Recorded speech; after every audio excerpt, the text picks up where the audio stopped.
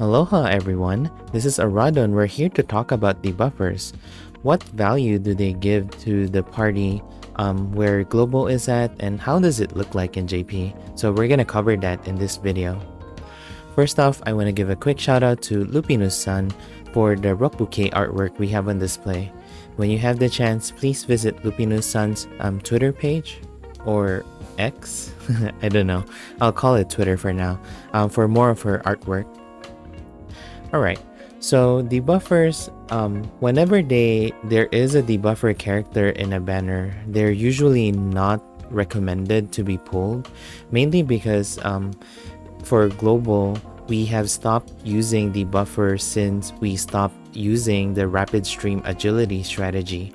You know, the part where you use the rapid stream formation, you debuff the enemy's agility or dex depending on what accuracy they use, and then you buff yourself with agility and then you just dodge like 99% of the battle.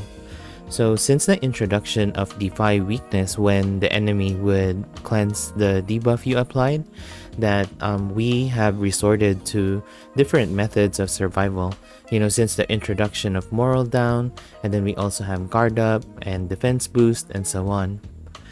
But in today's world, we still benefit from debuffers. So in the video you're seeing in the middle, I mainly use debuffers and support characters, and I already cleared the challenge, but just so I can showcase that you can still properly debuff the enemy, that I used them and cleared the battle. So in this battle, I'm using Tatiana and then the latest Urpina for agility debuffing, Tatiana for strength and dex, and then Bune for damage block, and then moral down. So that kind of helps with survivability, and then tortoise shell formation. So usually for debuffing, you would want to have the debuffer on a slower formation slot. Sometimes it's not the best situation, but you would be able to take advantage of that for the following turn. Or sometimes enemies would be programmed in a way that you would be attacking first before they do their attacks. So it would evolve over time on how the enemy would attack you, depending on whether they have a high agility, high action order, and so on. In my Saga battle, I used Lantern Hana for debuffing strength and intelligence, and I was able to pull that off with Virgil tanking. So it's those kind of battles where if you don't have the correct defenses or moral down, then debuffing is still a usable strategy to use. Your main enemy with debuffing is of course Defy weakness. So right now bosses, and well, mainly bosses, because it's just on hard content you would use debuffing, that they would have certain thresholds for whatever attribute debuff you do.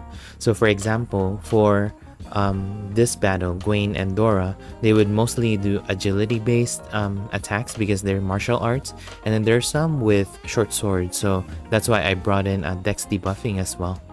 So each of those attributes could have their own threshold. It's not clear on a battle what the threshold is. You would just kind of have that feel as you retry the battle, and so you would know that, okay, for this turn I can safely debuff and I would benefit from it even for the following turn, even if I debuff, and so on.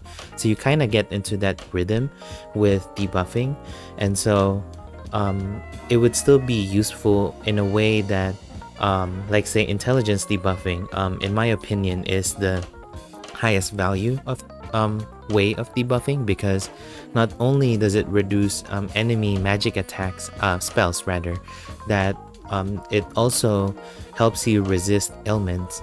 So I don't know if you've been tuning into my Spiral Corridor battles in JP, but a lot of them deals with ailments. So like 190 with Basil Grayos, that he would do stun and paralyze, and then 210 with Witch of the East, and Ludwig with stun, poison, and paralyze. So things like that, having intelligence debuffing helps. And for Witch of the East and Ludwig, for example, I had to bring Matcha because they are programmed to act faster than you, even if you're already in agility formation, so that Matcha can keep on using Tower, and Tower is fast, so it's guaranteed that Matcha would be able to debuff them with intelligence at turn start. So with all of the current stuff aside for global, we already know that Defy weakness is a pain in the butt to manage. In the future, it would still exist, I'm not gonna lie. So debuffers are kinda still on a limbo on whether they're recommended or not, but there are also some where they would defy weakness at the very start of their action, and then after that, then they do their action. And so the current way of debuffing them in JP, well, the traditional way still works, but the current way of doing them would be Saga Soul Dread Queen is the most ideal one, where whenever Dread Queen lands a hit on the enemies, that it would apply a debuff to them, that for that turn, whenever they do an attack, they would also debuff themselves. So they would keep on be debuffed for that turn the more actions they do. So it's not the most ideal way of debuffing, but it's debuffing in a different way. And so that's why I have 3 characters I wanted to highlight in JP, just so I'm not sure if you want to focus on them or you wanted to target them, but they're kind of unique in their own ways, and see how debuffing has evolved in JP. And this is not the current ones, because like I said, the current ones is Dread Queen and Egomal and Evelyn, but along the way for us for global, we would see these characters right here. So for the Valentine's banner, we have the green tornado lady, or azure lady from what she's called. So she has skill number 3, which applies a debuff to the enemy, where any of your attack to the enemy, every hit. So for example, Final Empress doing quadruple moonstrike, then it would trigger that debuff 4 times, that it would debuff the enemy agility and intelligence by the number of hits you land on that enemy. And so like the battle for Ludwig and Evelyn in Spiral 210, if you don't have Matcha, some opted to go for Azure Lady instead, because in a way it kind of helps you debuff Ludwig and Witch of the East with intelligence as you do attacks to them. And then there's Fuyo. So Fuyo is part of the multiple Saga collaboration banners that we're gonna have. So Fuyo is the palette swap for Azami, and so Fuyo, other than being able to debuff strength and dexterity, from what I remember, that she would also give a buff to the party, that the party would be able to land strength and dex debuff on their hits whenever they land their attacks, by chance. So it's a different way, because now Fuyo enables your party overall to debuff the boss or whatever your target is. And also Fuyo has dodging, so dodging has been extremely helpful. We already know that in global, and it's still helpful today in JP. And lastly, we have Fake Gustav. So Fake Gustav is a single target debuffer, I believe a strength and intelligence, hope I remember it correctly. And he also has a moral down medium effect, also single target.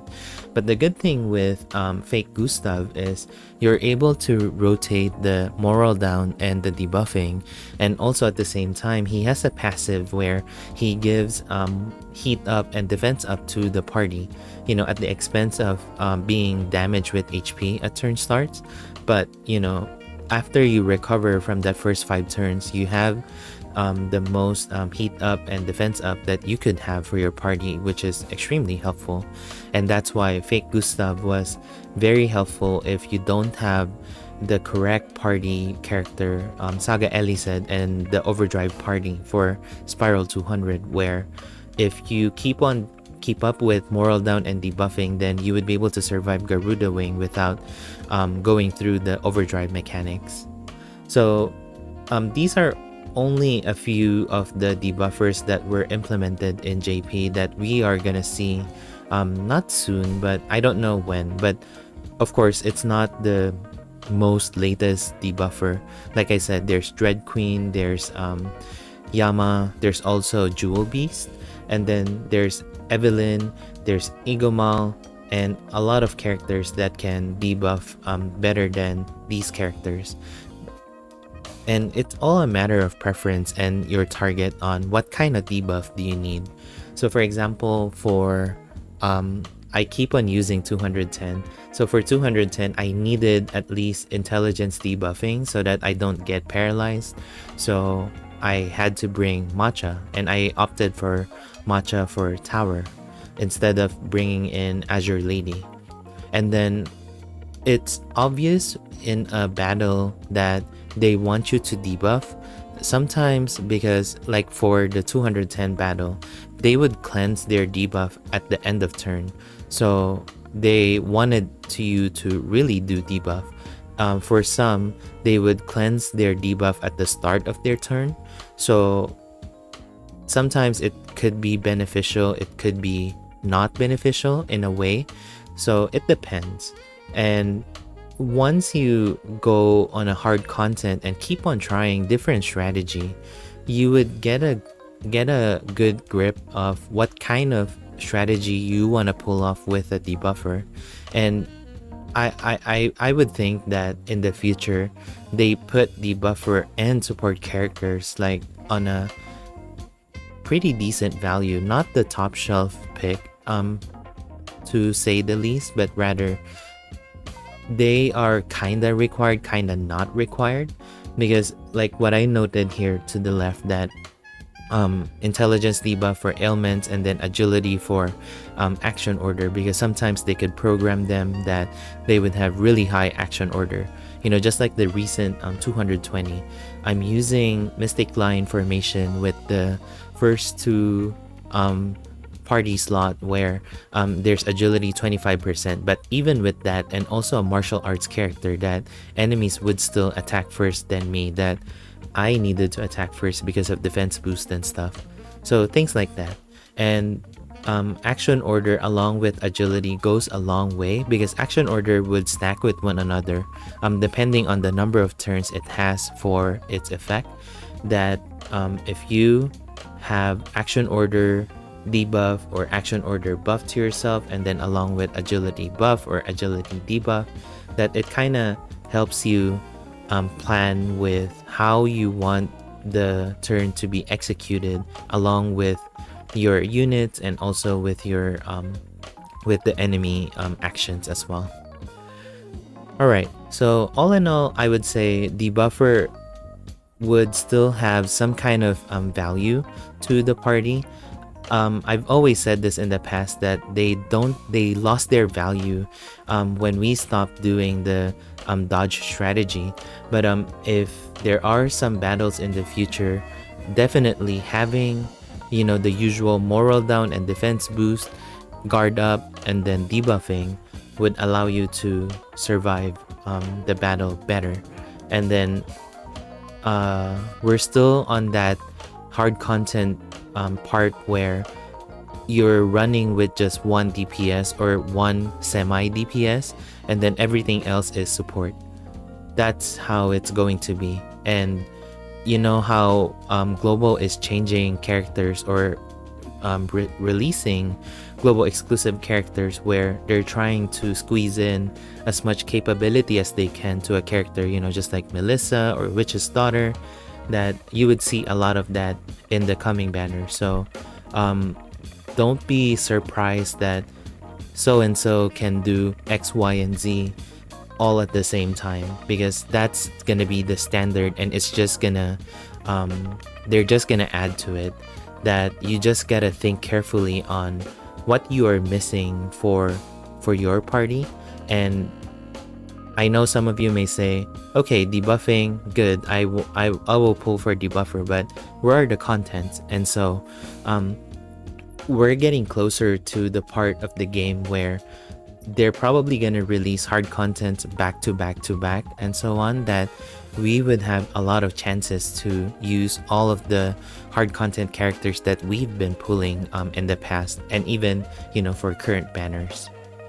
So yeah, hopefully I'm able to add and shed some light to debuffers, hopefully resuscitate them from and take them out of the grave and actually put them into some good use.